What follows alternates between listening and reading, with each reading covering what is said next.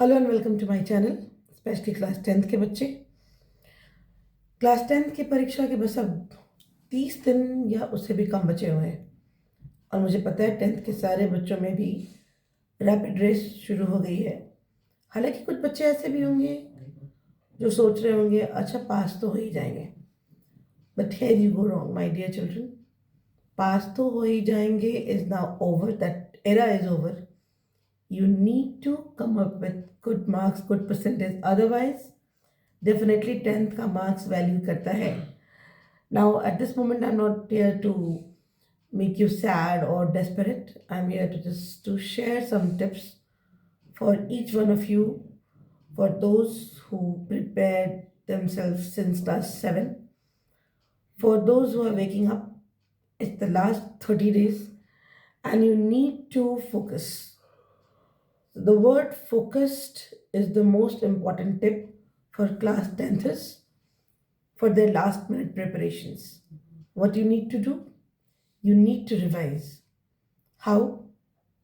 Keeping your goal focused.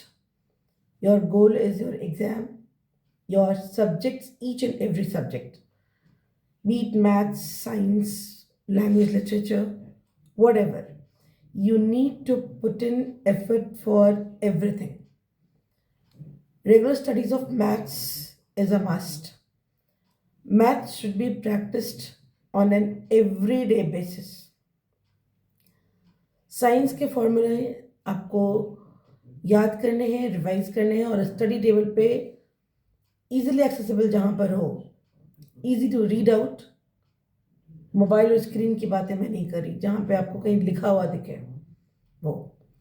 इसके अलावा social science के लिए I always suggest highlighting your text books and then bulleting and making mnemonics on your own. बहुत सारे readymade mnemonics available हैं market में, website पे, but create your own jingle, create your own abbreviation to understand. बहुत सारे बच्चे ये गलती करते हैं कि लैंग्वेज और लिटरेचर को वो लास्ट मोमेंट के लिए छोड़ देते हैं। क्यों छोड़ते हो? इक्वली इम्पॉर्टेंट है मैथ्स और साइंस की तरह। उस पर अगर आपका ध्यान नहीं जाएगा तो फिर आगे चल के मुश्किल होगी। तो अभी क्या करना है? फोकस्ड, रेगुलर, स्ट्रेटेजिक 30 डे, मतलब जो अभी तक आपने पढ़ाई की उसको अब तो दरकिनार कीजिए। 30 डेज के लिए आपका एक डिफरेंट टाइम टेबल होना चाहिए। कोई नया टॉपिक को नहीं समझना है, कोई इनोवेटिव आइडिया लेके नहीं आना है। अभी हमें सिर्फ एग्ज़ाम को अच्छे से, बहुत ही अच्छे से, उम्दा तरीके से लिखने की महारत हासिल हो जानी चाहिए ताकि हमारे मार्क्स अच्छे आए। अब जो मैंने लिखने की बात की, तो इसका मतलब होता है कि अब आपको पैसिव फॉर्मेट से एक्टिव फॉर्मेट में आ जाना है।